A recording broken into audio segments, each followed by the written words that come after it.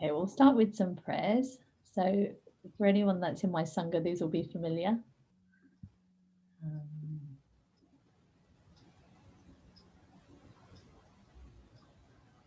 Om Jnana-timirandasya Gyananjana-shalakaya Chakshuram Militam Yena Tasmai Shri Gurave Namaha.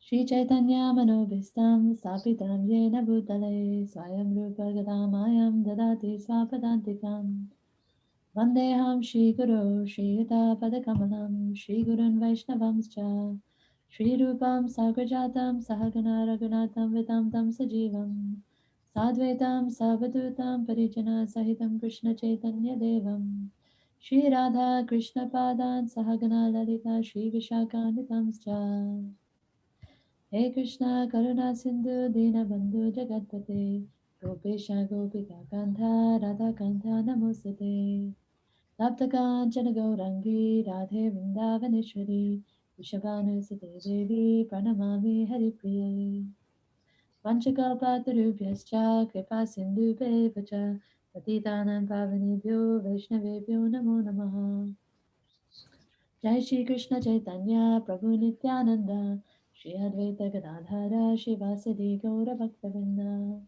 Hare Krishna Krishna Krishna Hare Hare Hare Rama Rama Rama Hare Hare. Thank you.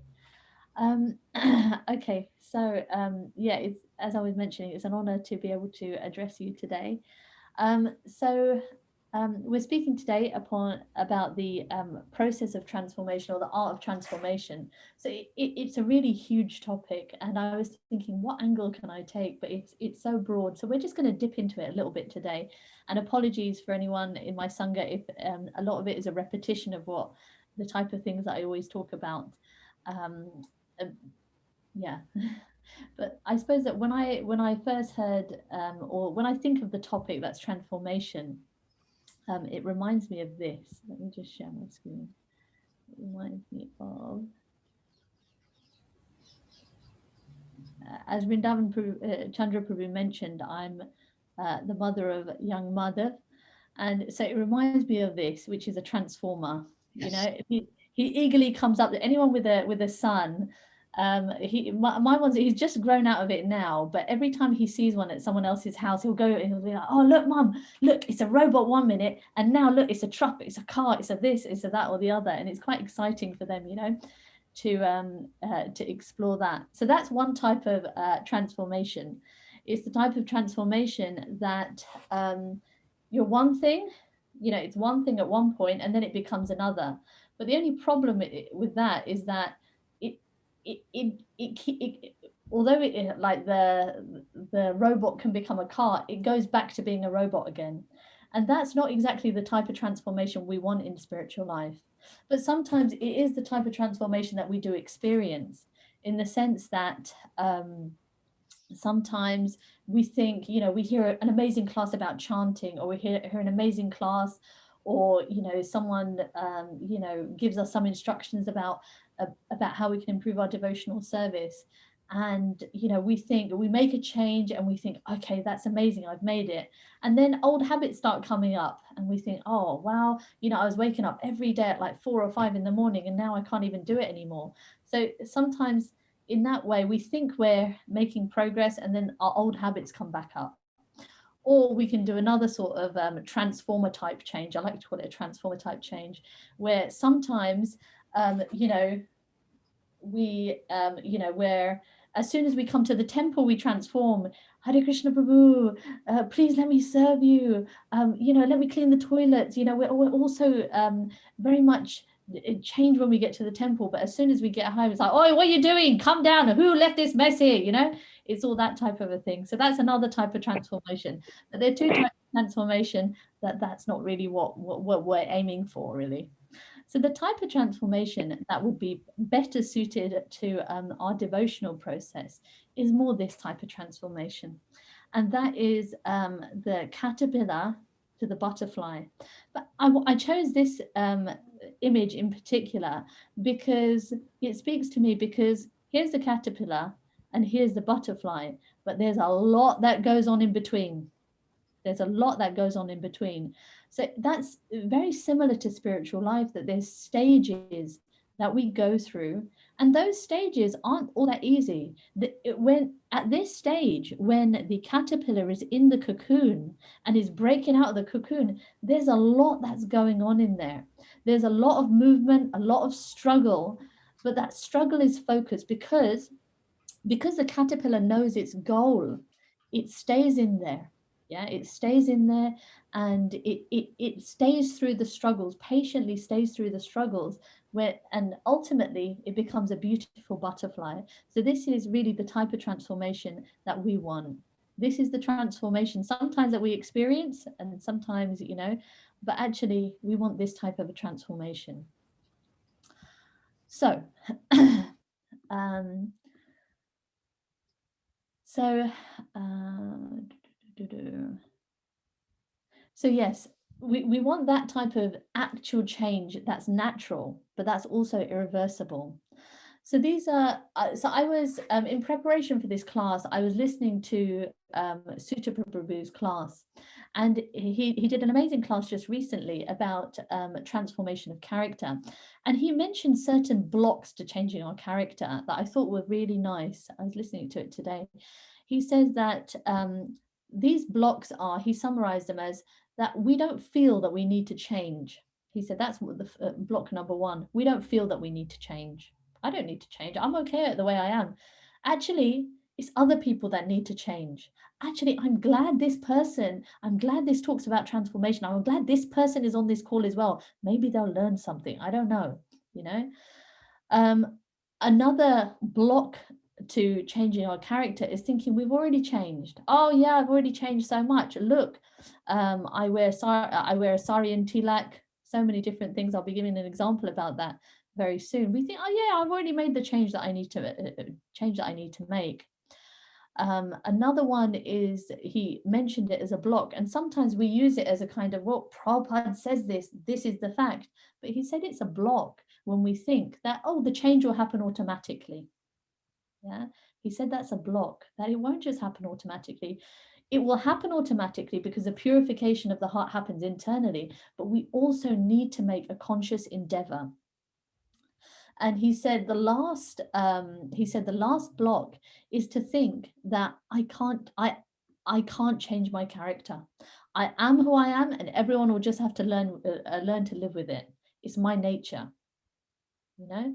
So I thought these were really important points, and he put emphasis in that lecture on the fact that it is a conscious endeavor for us to change. And just like I mentioned about the caterpillar and the butterfly, it didn't just happen just like that. It was a process. It was a long process. So so sometimes we're not even aware that we need to change. Yeah, that was one of the things that was also brought out in the lecture, that we don't even think we need to change. We think that we're quite all right the way we are. There was one incident when I thought I was all right the way I am, but it was pointed out to me that indeed I do need to change. This is I used to keep a diary when I was in the ashram. So I'll read out to you an email that I wrote to a friend while I was in the ashram, because she was missing Mother Kalangana's association very, very much. So I said, okay, I would write to her every so often. So I'll see what you guys make of it. So I was cooking breakfast today, and Mother Kalangana was also in the Dita kitchen cooking sweets. It was not her day today, but she was feeling disheartened because the other sweet makers weren't being very creative, so she thought she'd come in and do it herself. She turned to me from across the table and said, "Shall I tell you what Shruti Dam said to me?" I said, "Yes." And she told me to pause the Prabhupada CD that was playing. So I glanced up, and the ledge that the CD player is on is quite high.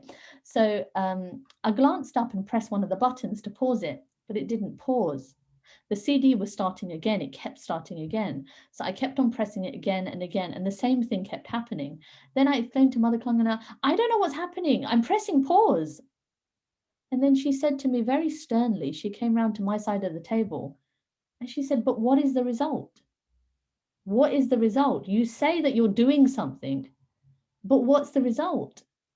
She said, you may be cooking a nice, wonderful offering, but if the devotees don't like it, what's the result?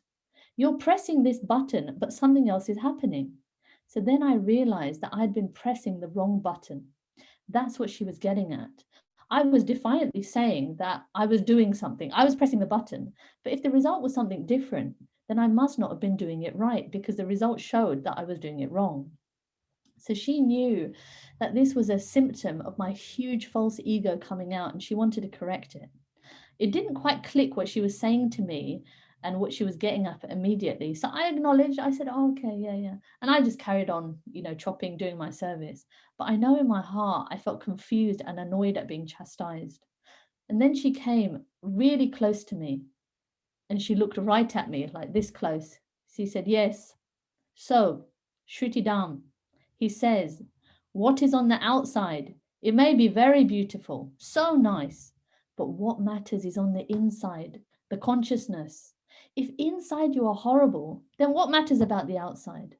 Just like when these people come to the temple, they come from Harrow and all these places, and on the outside, what service do? They don't do any service, but on the inside, they are so humble. I have seen on this Bhakti Shastri course, they are so humble. But someone may be staying here and be full of pride, lust, and anger and greed.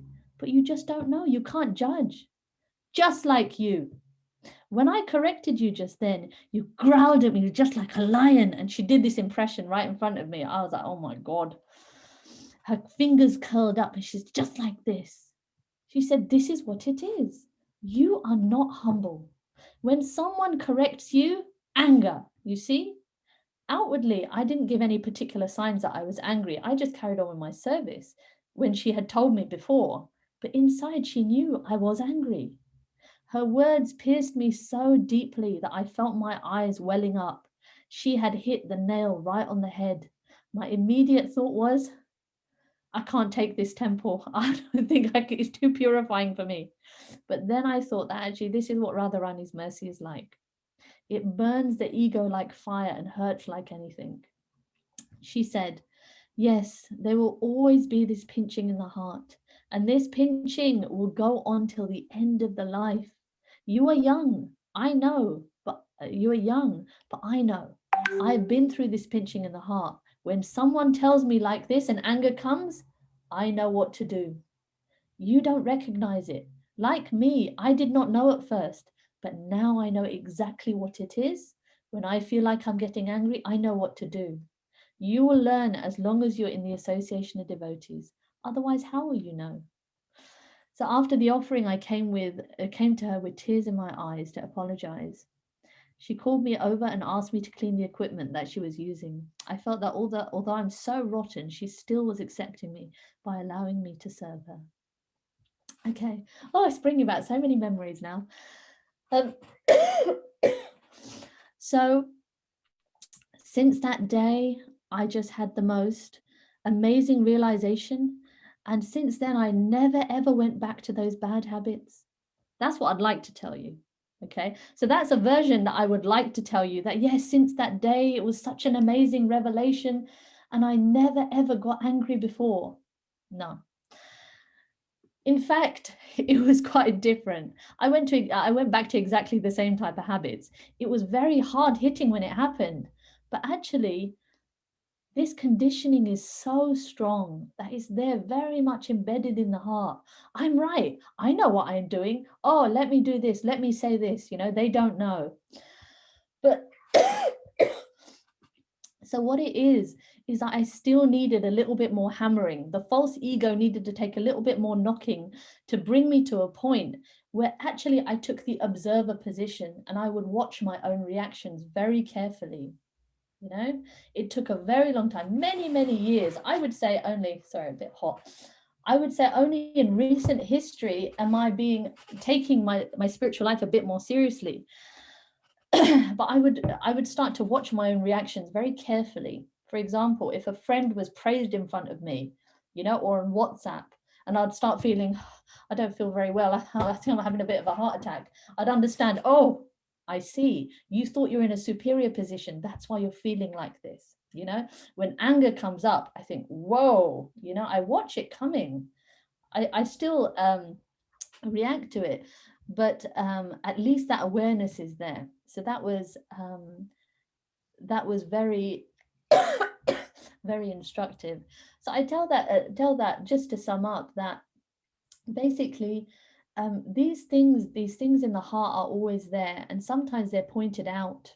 Sometimes we think we've seen the light, but even then it's not quite like that. It's still a hard struggle where we need to continue. But what I will say is that the more I sort of started to get introspective and realize, oh my God, I'm just seeking praise. I'm so envious. I'm so this. I went a bit too far down that road though. Okay. I started to think, oh yeah, I'm so envious. I'm so proud. I'm so greedy. I'm so useless. So what's the word that's getting repeated again and again and again? I. Yeah. I. So I identified the layers of conditioning, but the thing is that I started identifying with them. I. So that means that on one end of the spectrum, we can be thinking of ourselves that I'm so good, and others are all rubbish people, they don't do as much service, they're just, they speak Tamil, I speak Gujarati, should Gujarati, whatever, we have these, disgusting sort of discriminations where we think we are superior. We think I. But we can also be at the other end of the spectrum. We think, I'm such a loser, I'm so fallen, I. But really what we need to focus on is Krishna. The reason we need to focus on Krishna is because, to be honest, we have no ability to change. We don't have any ability to change. Yeah, just like I have no ability to reach up to the sky. Even if I went up in an airplane, I don't have that ability to be able to stay there. But if the Lord came down to grab me, then then I'd have a hope of getting there. So it's by our sincerity and humility that the Lord reaches down to get us. That's how we can actually make a change. Excuse me. So on this topic of transformation, it's something that I had battled with almost for a long time. I was thinking, people don't change. I know. It's something that I used to hear from my parents quite a lot, I know what them are like. I know what Shahs are like. Excuse me if there's any Shahs on the group. Oh no, these other Patel type people, I know Varia, these type of people, the different denominations of Gujaratis. But that sort of embeds itself in your consciousness that, oh yeah, them people are like that. People don't change. These type of people are stingy. These type of people are very proud. These type of people, whatever. So in that way, I guess I had also thought, yeah, people don't change. And I thought that quite strongly, actually.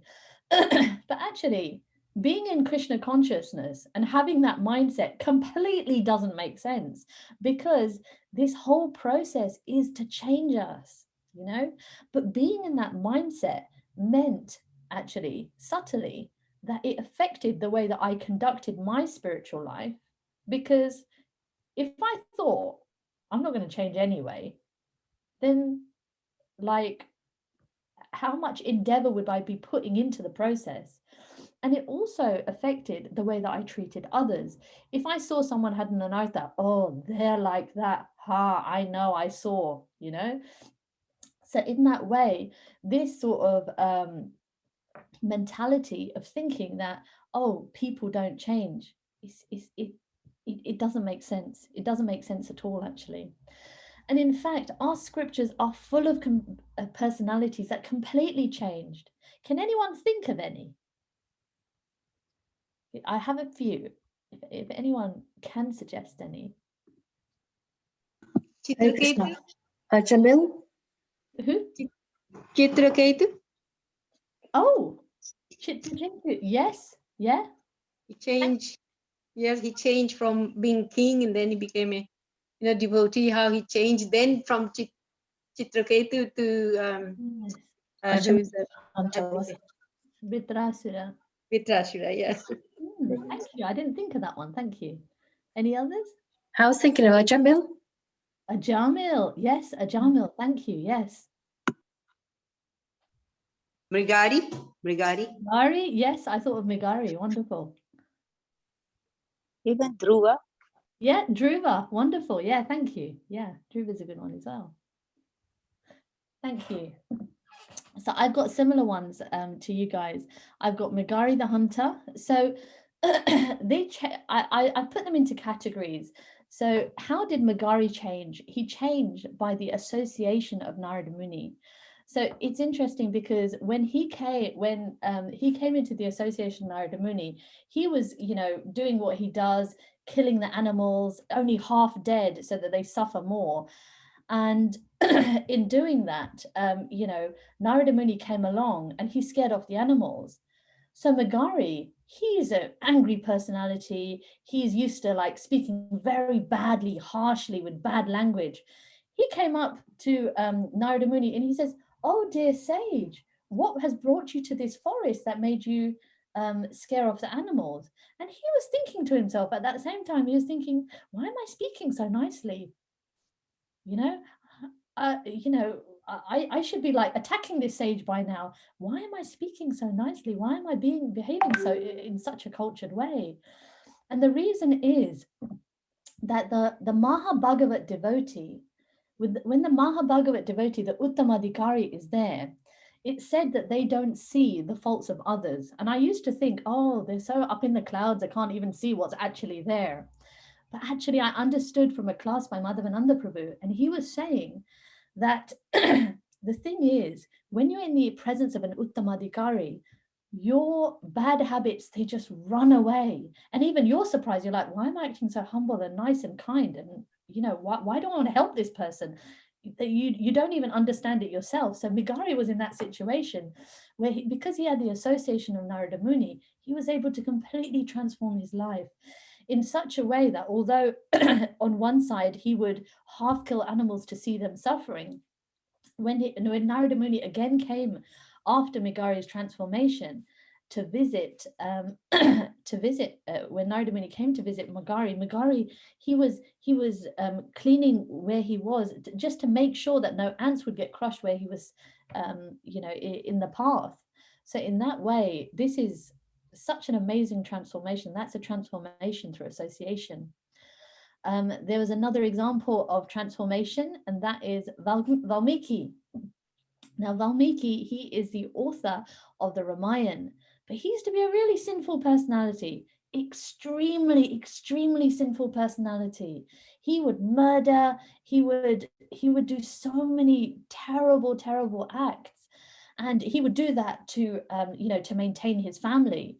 So when Narada Muni came along and said, well, you're performing all these terrible acts, are your family going to share in your, you're heading for a terrible destination, are your family, you're doing everything for them, are they also going to share in your sin? And then when he asked the family, they said, no, we don't, it's your duty to, to maintain us, but we're not taking your sin. So in that way, he had a change of heart. So it was by association, but ultimately, Narada Muni told him to chant the name Rama.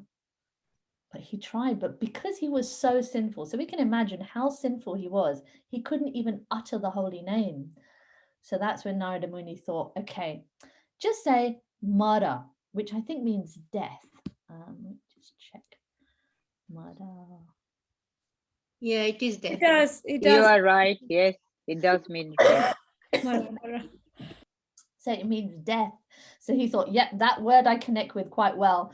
So he started, saying Mara, Mara, Mara, Mara, which actually is Rama. So in that way, how was he transformed? By the name, by the holy name. So our processes are so, they're so potent. They're so extremely potent. This is what we need. We need to be engaging in these processes. So again, what someone mentioned, Dhruva. So Dhruva, he transformed by following the instructions of his gurus, by association and by worship and meditation. He transformed completely, actually. Another person that's transformed by another method is Dundukari. So I've mentioned this one in Sangha before, that there is a story about how there was a very, very sinful personality, extremely sinful personality. He was so sinful that his sinful associates, his prostitute associates, they actually thought, if we get caught associating with this person, he's so sinful. Oh my God, he is so sinful. And that what they did is they killed him. They killed him. And so he had inhabited a ghostly body, and this ghostly body was, it was getting tormented so much. It was getting tormented so much. But lucky for him, he had one saintly brother, and that brother, um, I always get this story wrong, so please do correct me if I go off track. What happened is that his brother came back from pilgrimage, and he he was aware, or he came back to the house and he was aware, oh, my brother is here. Um, uh, he is in the form of a ghostly body. How can I get him some relief? Where can I go? So he went to different sages, he went to different holy places, but they actually couldn't help him. So what it was suggested to him was hearing the Srimad Bhagavatam. So in his ghostly body, he inhabited a bamboo stick, and just like bamboos have knots, I think this one had 7 knots.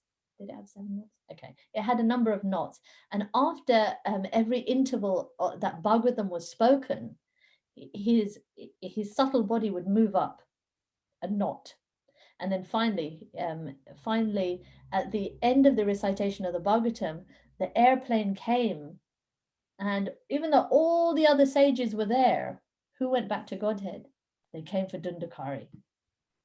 They came for Dundakari, and I think someone mentioned on Sangha the other day that actually that Bhagavatam was recited again, and then all the sages also went back to Godhead. But why was it Dundakari? Because the way he was hearing Srimad Bhagavatam, he was remorseful about his previous sinful activities, and he was very much sincerely and desperately hearing Srimad Bhagavatam. He thought, this is my only shelter. I don't have any other hope. So in that way, so he completely transformed by hearing. But it was his mood of hearing specifically. There's another one who is Bilvamangal Thakur. Bilvamangal Thakur, and he was transformed by the instructions of his spiritual master. And his spiritual master, his initiating spiritual master is Somagiri, but his initial spiritual master was the prostitute, because she had said to him, Bilvamangal Thakur, he was a South Indian Brahmin earlier, but he had come into bad association. He was very much attached to a prostitute, and he would approach his prostitute. And one day it was very difficult to approach this prostitute. There was a storm, and it was such treacherous weather. He had to go through a river, and when he was going through that river, he was almost drowning, and then there was a log, but actually it wasn't a log, it was a dead body. But still he thought, no, I've got to go. As he was climbing up, I think he was knocking on the door. No one was answering when he got to the other side. So then he thought, no, I can't give up. I have to have the association of this prostitute. So then he climbed a tree, and then as he grabbed a branch, it wasn't a branch, it was a snake. But still he thought, he wasn't deterred. And then when he arrived, when he climbed in through the window, and the prostitute saw him, and the prostitute's name was Chintamani. When Chintamani saw him, she said, you're that desperate to come in my association. He said, if you were this desperate to attain the Lord, where you would be right now, So in that way, he was transformed by the instructions of his initial spiritual master, Chintamani. And another 2 quick ones that I'll mention are Pingala, the prostitute, and the Avanti Brahmana, who are mentioned in the 11th canto. And they were, Pingala, she was a prostitute, and she was waiting for a client, and she would look out for any sign. Who is coming? Oh, I bet this person is coming. I'm hoping they're rich. She was so much waiting to be satisfied. She was waiting for an interaction with a client. But the more she waited, the more she understood this person isn't coming. And then she understood, you know what am I doing? She looked at herself, she was introspecting, and she thought, you know, this much I'm aspiring for this. This is really terrible, you know. So in that way, that introspection helped her. And also the Avanti Brahmana, by that reflection on his past and by introspection. So these are all tools that we can use. I say tools. Tools make it sound like this, but actually it gives you everything and more. The association of devotees, the holy name, in following the instruction of the spiritual master, by hearing, by introspection, all of these things, they help to transform. Yeah. So as we can see that there was a turning point, there was a process, and they followed that process. And so they were home and dry. Yeah. They didn't look back. It was like, whoa, amazing. They've made it. Did they just speed ahead on a smooth road? Well, I can give you two examples of the ones that I mentioned. So if I go back to two of them, if I go back to Dhruva Maharaj, so we've just been studying that the example of Dhruva Maharaj in our Sangha recently. It's been an amazing pastime, actually. I've actually been able to really connect to that pastime, especially because I'd heard a lot about Dhruva's early life, you know, but I didn't know that much about his later life. But we studied it and we realized that actually Dhruva, he had seen the Lord. That his meditation was such that the demigods approached the Lord and said, "You have to do something. This is choking the whole universe." So the Lord appeared in front of him. He came face to face to the Lord. But later on, when his brother was killed by Yakshas, what did Dhruva do? He got so angry, he started killing the Yaksha race. So again, he became subject to anger. And again, he needed to be corrected, you know. He was corrected by Swayambhuva Manu, who told him, "My child, this is not what you must do. You're meant for exemplary behavior." So in that way, we can see that it's not a smooth road. It's a road where we'll, just like a tightrope walker, we'll have to keep adjusting. We'll have to keep, you know, it's not just plain sailing, but that's okay. Yeah, because we will still be subject. Just like when I was told by Mother Kalangana, it was very hard hitting, but I was still left with the nature that I had, and it would take a while for that to, you know, for it to get corrected, actually. The other example that I'm going to backtrack on is Bilvamangal Thakur. And the reason I'm going back to Bilvamangal Thakur is that when Chintamani told him that you go to Vrindavan, so he renounced himself and he went to Vrindavan. And on the way to Vrindavan, he saw that there was this, there was a couple. I think it was a merchant and his wife. I can't remember, but it was a merchant and his wife possibly. And the thing is that when the merchant saw Bilvamangala, he said, you know, how can we be in your service? And Bilvamangala Thakur, he said, "I want to enjoy with your wife. This is my request." And then the merchant said, yes, of course. But then actually, when Bilvamangala understood, what am I doing? He said, actually, can I have one request. I probably told that story wrong, actually. Either he asked, because there's two similar stories, either he asked, or when he understood it in his own mind, he turned to the merchant and said, "I have a request. Can I borrow a hairpin from your wife?" And she said, "Yes, of course." She gave a hairpin, and what did he do? He plucked out his eyes. He plucked out his eyes. So as we can see that it's not a smooth road when it comes to spiritual realization, but what it is that we keep going. We keep going. We know what the goal is, and we don't go, "Oh, I'm like this, I'm like that," you know, because it's I. And it's just as bad as the other. I. You know, I. Actually, just focus on the Lord. That's the only way to reach. You know, don't reach downwards, don't reach upwards, just face the Lord. We just want to focus on his lotus feet. So, Yeah. So let's move on. Let's talk a little bit about these struggles that we're facing, and then hopefully we'll have a little bit of time for questions. Okay, so let's talk about a little bit about these struggles that we face. So what are these things that hold us back in devotional service? What are these nasties in the heart that we've got to get rid of? So we know from classes, from reading the Bhagavad Gita, that what are the gates to hell? Lust, anger, and greed. We can add pride, we can add envy, we can add all these lovely, lovely things that really, they sabotage our devotional service. And you know, these are the roots of all bad habits, and they're the fruit, you know, and the fruit of any offense. Let's say the offense is the fruit. What is the seed? The seed are these anarthas. So these are the things actually that we've got to get rid of. So Arjuna, he even asked Krishna in the Bhagavad Gita in 336. He says, "To what is one impelled to sinful acts, even as though unwillingly?" That we don't even want to do bad things, but somehow it's just we're some kind of impelled to do sinful acts. So what is it that makes us do these things? So the root cause, if we bring it down to the seed level, is that we've misidentified with the material body.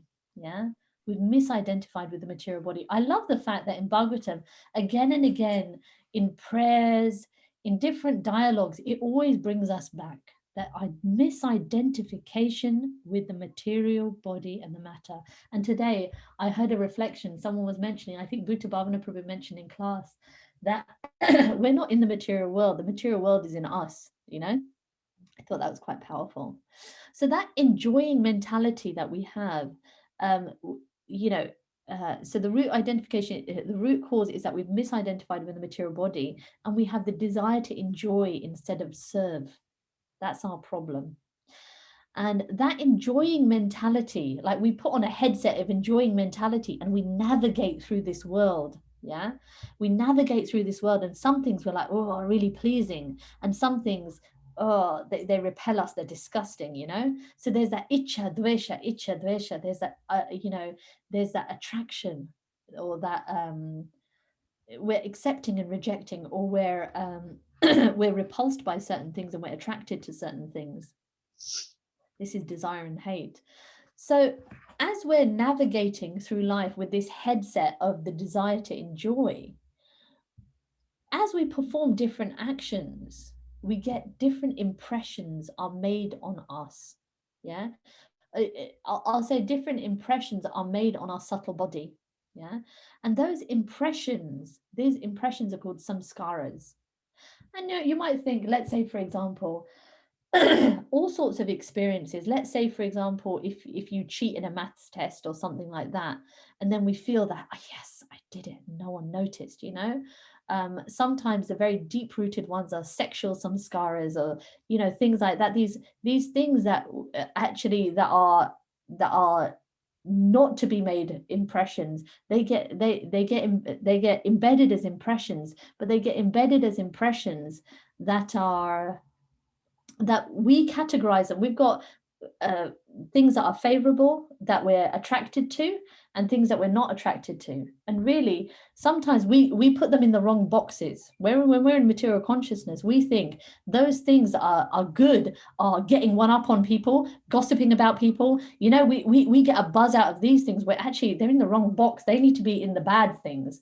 And as we go through the process of devotional service, we learn, oh, gossip, put that in that box. That's something I don't want to do. Oh, Bhagavatam class, let's take it out of the, oh, I don't want to do that, to this box, to the, yeah, I like that box. You see? So in that way, the process of devotional service is allowing us to rewrite, let's say, for example, a computer program.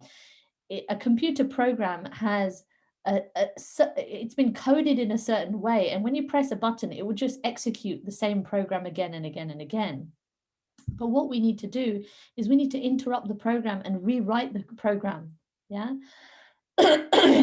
So that's basically what the process of sadhana bhakti does. A very gross example is, like, you know, when it was Sunday evenings and we went to the temple. This was a long time ago. when I was just starting out, there used to be an EastEnders omnibus on the Sunday, I think. And I'm like, oh, I'm going to miss my EastEnders if I go. And now I couldn't care less about EastEnders. But then it was like, what should I do? What should I do? EastEnders is on, you know. It used to be quite a, quite a difficult decision. So these are just some silly examples of basically impressions are made as we do things. That's why we've got to be careful about what we do. So when we so if we, I mentioned the fact that we've got to rewrite these impressions. We've got to rewrite these impressions. So how do we rewrite them? Yeah. Let's say, for example, I chant my rounds every day. I promise. I chant my rounds every day. I read something, Srila Prabhupada's books. I do, yeah?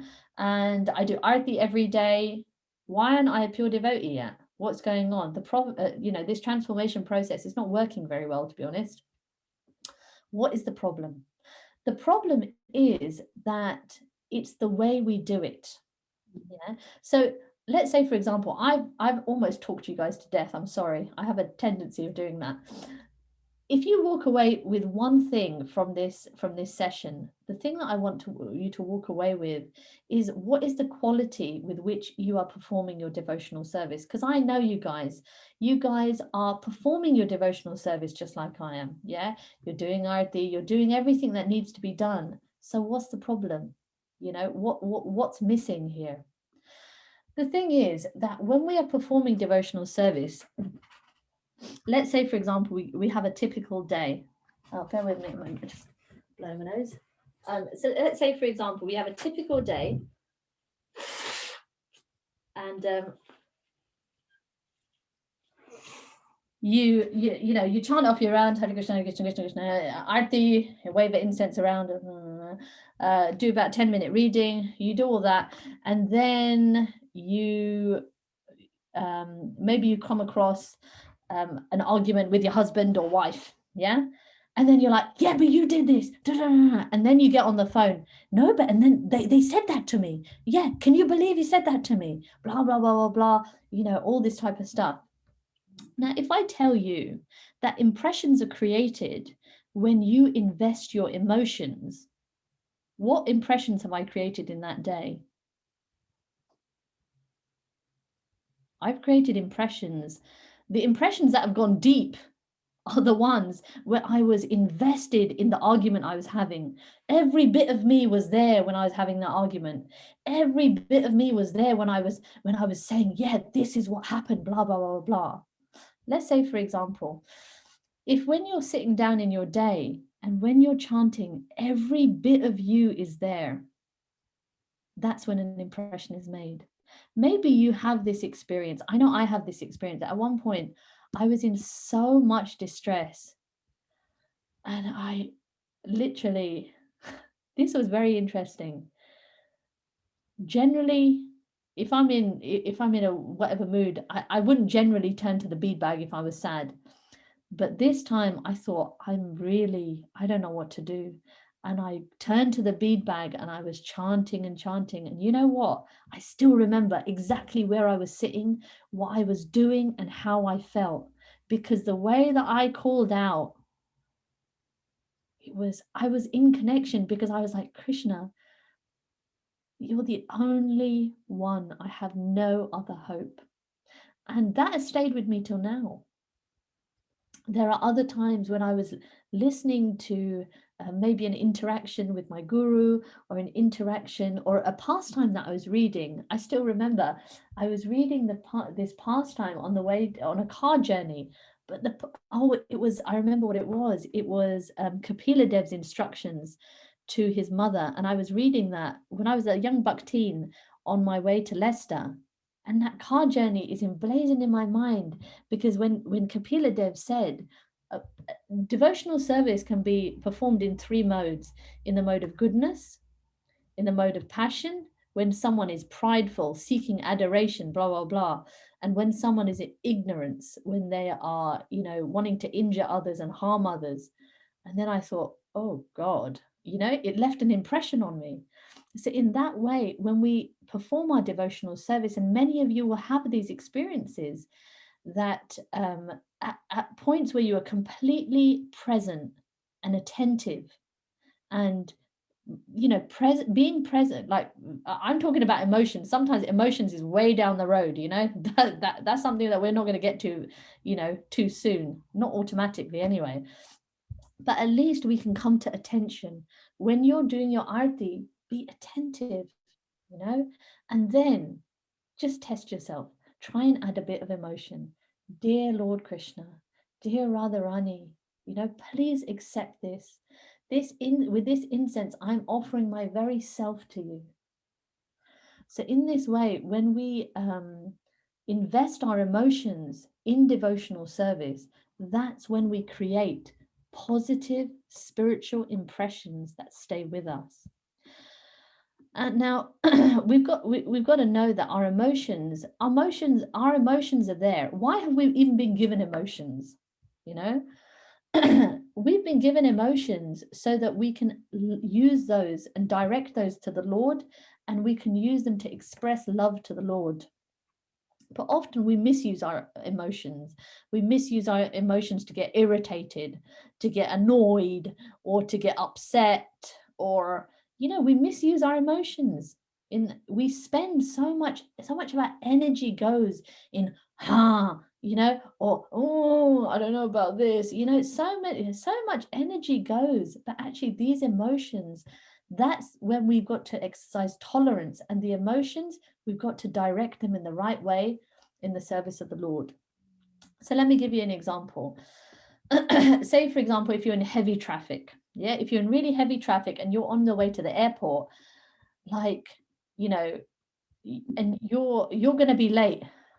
Somehow in the mind, it comes up to us. It comes to us to think, I know, let me get really anxious. Let me start snapping at people. I know. I mean, any faster by. You're not going to get there any faster. Will you get there any faster even if you push the driver's seat, or nudge him, hurry up? It's not going to happen. So don't misuse your emotions. Be steady and direct these positive emotions to the Lord. And when we do that, and not just to the Lord, because remember, the Kanishta Adhikari, the bottom rung devotee, they see the Lord in the temple, but they don't see the Lord in the hearts of everyone else. So use your emotions to actually benefit everyone and to think kindly of others. At the moment, I'm doing a bit of an experiment myself, just to be kinder to other people, actually.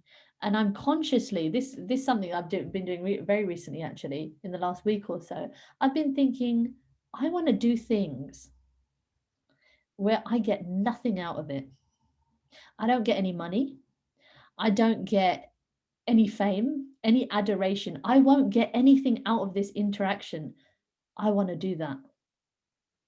Just see that, just to try to come to a stage of selfless service, actually, just serving. It's a stage that can't be imitated, but actually just step by step we can make it. I think I will round off and just remind you of a couple of things that I've mentioned. We've got about 5 minutes left, so a couple of things that we started talking about. Transformers, the process of transformation, and how the transformer, it does transform, but then it transforms all the way back again. So the type of transformation that we want to do is like the transformation of a caterpillar to a butterfly. But it's not plain sailing. We discussed how we discussed Suta Prabhu's points about what are the blocks to changing, what are the blocks to character formation. He says, he made a number of points, but the thing that stuck out to me was that, it's going to happen automatically. And also that I can't change my character. I am who I am. I've got to live with it. you know. So we've got to know from those instructions that we have to consciously try to change our character. And one of the things that I mentioned is observing yourself, but not observing yourself so much that you're looking in the mirror and think, I only see me, you know, me, I, you know, because that can be just as bad as when you're totally not self-aware and you think you're amazing. We also talked about several examples from the scriptures. We talked about the fact that the scriptures at different points are full of amazing pastimes, amazing incidences, amazing personalities who have changed, completely changed. We talked about Megari, Valmiki, Dhruva, Dundukari, Bilva Mangal Thakur, Pingala, Diavanti Brahmana, and they're just a few that I could think of. And they transformed by different methods, by hearing, by association, by the holy name, by introspection. We discussed how the thing is that although they did change, still we have to, it's a long process and we have to be on our guard. We have to understand that these bad habits that we feel that we've given up, they will resurface. So we need to, it's going to be a constant endeavor for us. We talked about what are our actual struggles. We talked about the fact that it's ultimately due to misidentification, that we think we are the enjoyers and not the servants. We talked about the fact that our main problems are these anarthas, lust, anger, and greed. And we talked about the fact that as we do different activities, they leave some samskaras upon us. And the way that some samskaras are actually created is that when we invest our emotions, when we invest our full attention. So when we invest our full attention on our Krishna conscious practices, and we all know that we can work for Krishna, we can cook for Krishna, we can clean the house for Krishna. If we are always in that state of mind, then we'll be creating spiritual samskaras, spiritual impressions, and they will overwrite the bad samskaras. And yeah, I'll round off there. Sorry if I have gone overboard, and forgiveness for any mistakes that I may have made in this presentation, but thank you for your kind listening. If we have time for questions, I'm prepared to take some, but I think it's might be time to close as well. I think we can take questions. The devotees, if you have any questions, can I suggest using the reactions buttons? You can raise your hand, and then I'll revert to who's got any questions.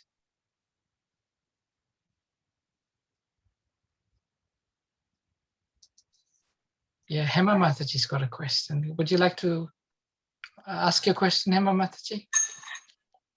Yes, thank you, Prabhuji. Thank you, Mataji, for such an amazing class. So many practical points you've given us.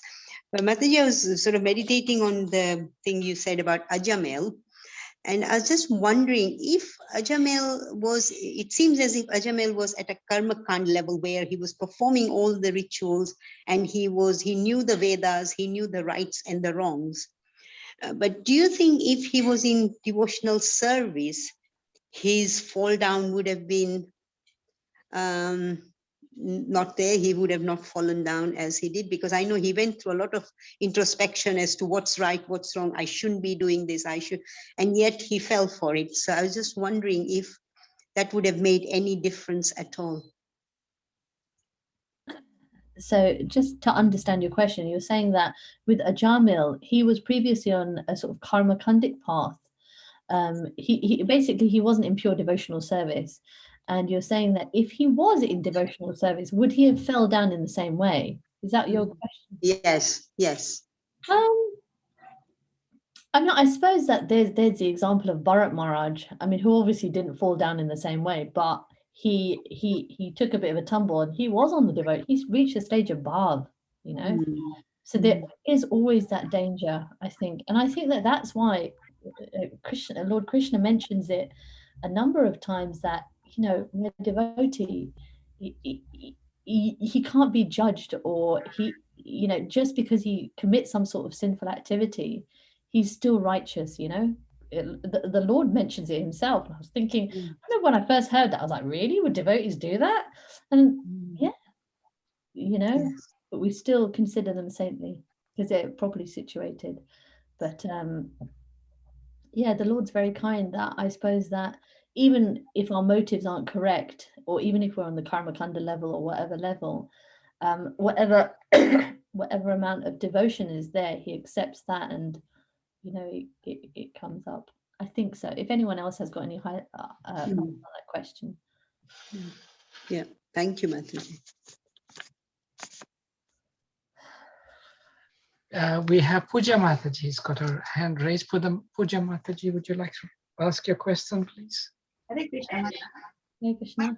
It's about, you said something about the bad impressions of kids override over the spiritual impressions. But bad impressions do remain, isn't it? They don't, we can't eradicate them. Or can we modify them? Because they've already happened.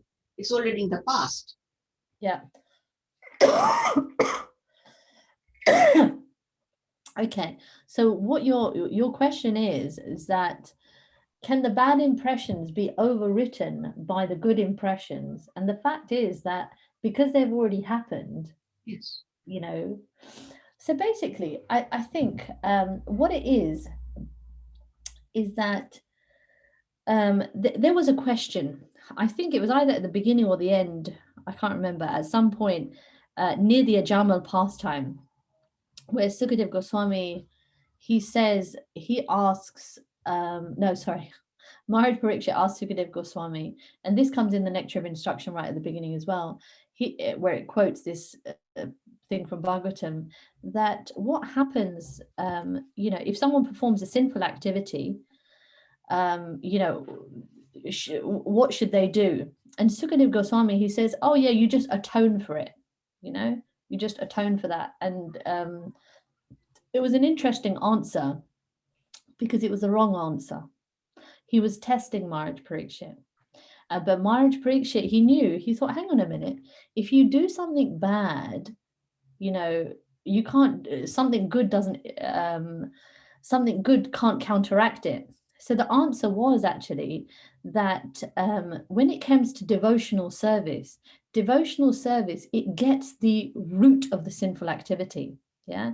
So the root of the sinful activity is this: if the seed of the sinful activity is gone, you won't perform that again. Yeah. And why are you given punishment in the form of karma? It's not because God really doesn't like you, it's to teach you something. But if that lesson has already been learned, do you need the lesson? You don't need it. You don't need it. You don't need to attend that class if the lesson's already been learned, you know? So in that way, the process of devotional service, it removes the tendency to create that. Because the thing is that when we create a sinful activity, when we perform a sinful activity, it plants many seeds of that. You know, there's other seeds that are planted. So all of those seeds are actually removed by the process of devotional service. So in that way, devotional service does wipe out that tendency. But it's the way we perform our devotional service, not just because we're you know, we go to the temple on Sundays, or we're in Vrindavan Chandra Prabhu's Sangha, we're safe. No, we have to look, how are we individually performing our devotional service? Just like there's a nice purport in Canto 1, Chapter 7, when Draupadi sees her husband's going, she thinks, but they've protected me for so long. And Srila Prabhupada says in that purport, he says, we fly our own plane. You know, we each individually fly our own plane. So we've always got to be very much aware of that. That it's our responsibility to be Krishna conscious. It's not a group herd mentality. We're all going to get on the bus together. Thank you. Can I answer your question? Definitely, yes. Yes. With devotional service, we can wipe out our sins. Yes, but we also have to be conscious. That's why I brought Sutta Prabhu's lecture up. That it's not just, oh, automatically, I do my japa every day, but I still perform sins, you know? that we have to consciously be aware of, but not too aware. Remember what I said, you can get on the other spectrum. Be aware, be self-aware. Oh, I have a tendency, I have this tendency. Krishna, please help me. And try not to do that again, you know? It's no good saying I have a tendency to gossip and carry on gossiping. You need to work on it. You know, I have a tendency to be rude, you know, to other devotees. Thank you, Mataji. Hare Thank you. Hare Krishna.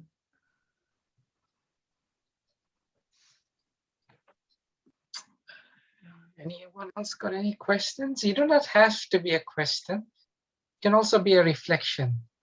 A reflection is something that you take away in particular. I made many notes. You can see my book here is full of notes. You see, you covered so much, but I think the one point I really take away is, you know, it's the process that changes us.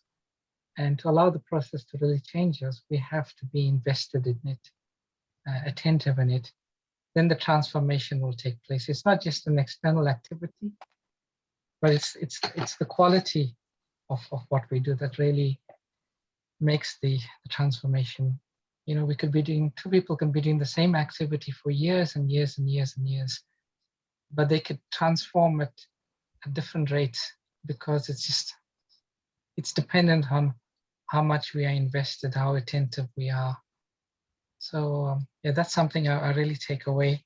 So it's not only about externally what we do, but the change has to take place from it. So thank you so much. Hare Krishna. So many wonderful points you made. Hare Krishna. Hare Krishna, Kalika Mataji. Okay, Hare Krishna, Suci Rani, a wonderful lesson. I just wanted to know, you know, you've shown the two different types. One is the transformation with the transformer. How do I get rid of One the is, How do I get rid of the clapping one? Yeah, that's it. No. Hare Krishna. Yes, go on, Mataji. The other one is with the process of becoming a butterfly through the process of cocoon. And suppose somebody or I start thinking of transforming myself and taking some steps.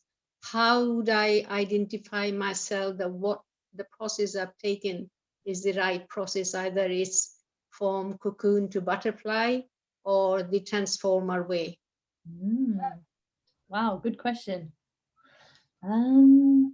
Okay, so let me reflect your question. So you're asking that there's different ways to, I mentioned two main examples of how we can transform, that we can transform on a very external level where, you know, we transform our behavior, but and try to transform our habits, but ultimately we go back to those same sort of habits very, you know, very strongly. Or we can transform like a butterfly, caterpillar to a butterfly. So how do we know we're doing the right one? Yes, Be thank honest, you. both will work, you know, because Krishna is kind. But one of them, you know, like, but it's a long road to pretend to be a devotee and to try and fail. And actually, we need to engage. And to be honest, like something that Vrindavan Chandra Prabhu mentioned made me think of the fact that, you know, sometimes, you know, you come into devotional service. I came into devotional service with many devotees. I came in around the same time as Naveen Krishna Prabhu. I joined the ashram similar time as Sutta Prabhu. But it's very interesting when you think about how do people apply themselves in devotional service. Some people are like rockets, like they're like, you blink and they're gone. You're like, whoa, you know. And some people are plodding along, you know. So I'm still here, you know. And Krishna luckily hasn't given up on me. It was a very much an external endeavor in the beginning, very much external endeavor, because the modes are so heavy, you know. Yes. It's very hard, but Krishna's kind, so that even if you're on the more external level, you know, you're nice to people at the temple, horrible to family, we're going to get there, you know. But there's so many offenses being made along the way, and Sutta Prabhu also mentions this, that because the thing is, when you're performing devotional service, but you're neglecting to actually transform your character because you think, oh, it's going to happen automatically. I'm chanting, I'm this, I'm initiated, by the way, and I'm close to guru, you know, blah, blah, blah. Then we don't make an effort to change. But what happens, because we have bad character, of course we're going to be offensive to others. That's and that's what's going to bring you down and hold you back in devotional service. So you will still be around, but ultimately we will be frustrated by our own lack of progress, you know.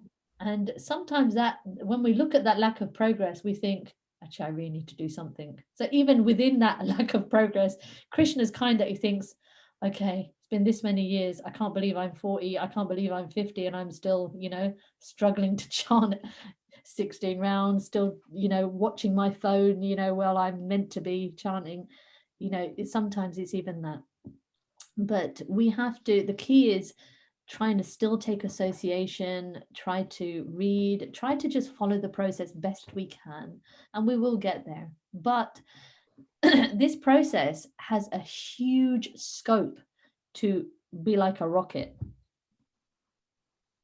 you know, and that's not a rocket so that everybody can see, wow, you know, it's a rocket just so that you can actually please the Lord. Thank you. Very nice answer. Well done. Yeah. Hare Krishna. Hare Krishna. Pramod Prabhu, you have got your hand raised. Hare Krishna, Prabhuji. Yes, it Oh, Jai it Shri was me. Mataji. Hare Krishna. Hare Krishna. So it was more a reflection, and I really like the analogy of the caterpillar turning into the butterfly. And what I was thinking when I was looking at the different stages was, somebody else once told me that that stage just before the pupa opens and the butterfly comes out, inside it's just mush. It's like a real mess. And I was thinking that, you know, it's not just an easy process of gentle changing. You have to, you know, there'll be times when you're really confused and it's almost painful, but it's that, like you were saying, that endeavor to continue on the path, not to give up, which I'm hoping one day that, you know, I will make it very slowly and painfully. But I really like your analogy. So it's really, it really sort of touched me that, you know, it won't be easy. It's not straightforward, but just to stay focused. Thank you for a wonderful reflection. Okay, Chandrika Mataji, you've got your hand raised. Hare Krishna, thank you, Suci Rani, for a lovely class and your association today. Yeah, so again, a little reflection, which is when you said, when you're offering incense to Radharani and you're doing arati, say, please accept this with sincerity and accept my seva, because often I know, even when I offer prasad, I'm like offering it and then it's so mechanical, then I have to stop myself and say, no, I'm here, present.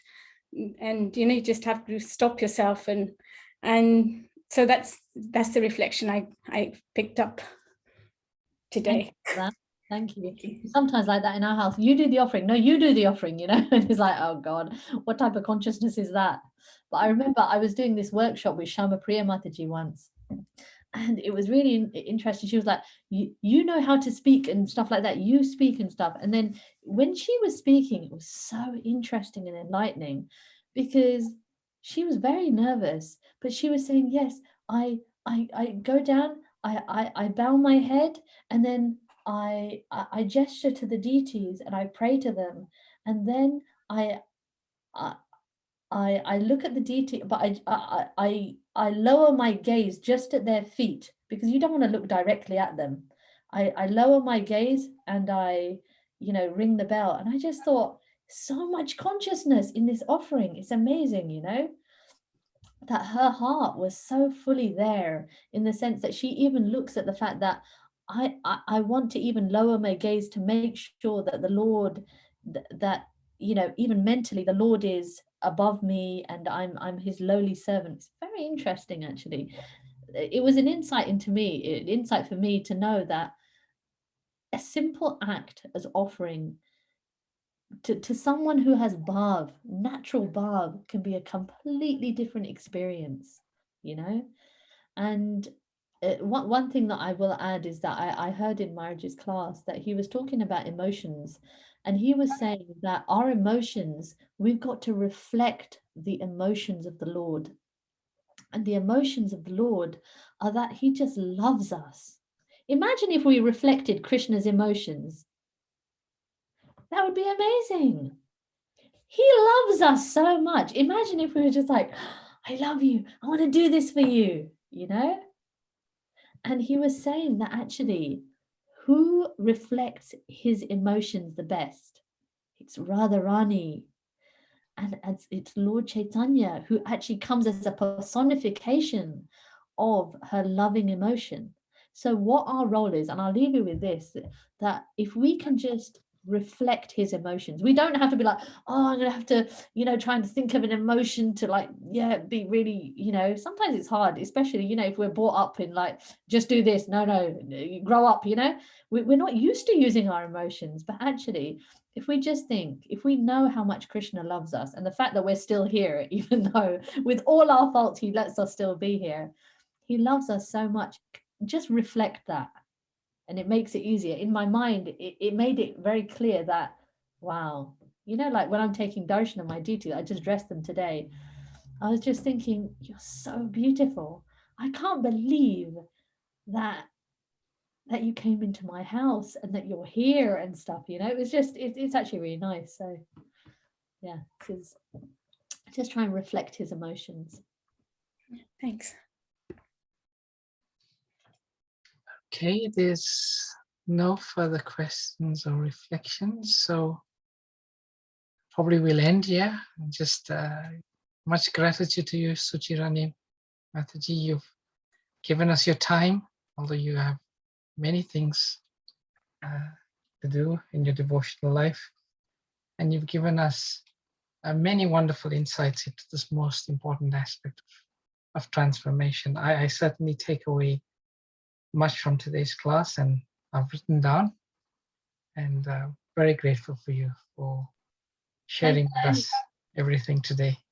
Thank you for giving me an opportunity. It was nice for me because then I got an opportunity to really reflect on this topic, to hear from advanced speakers on this topic, and to internalize. And you know, much of what I'm saying is I'm just preaching to myself. So thank you for giving me an opportunity. Hare Krishna. Thank you. So we'll end up with 3 loud Hari Bols for Suci Rani Mataji. Hari Bol! Hari Hari Bol. Bol! Hari Hari Bol. Bol! And we'll end up with Vaishnav pranams. Vanchakalpatarubhyascha Kripasindhubhyo Patitanam Pavanebhyo Vaishnavebhyo namo namah. Anantakoti Vaishnav Vrinda Ki jai. Prabhupada ki Ki jai. Go Premanande. Hari Bol. Thank you. Hare Thank Krishna. you. Hare Krishna. Hare Krishna. Thank you so much. Thank you. Thank you so much. Thank you.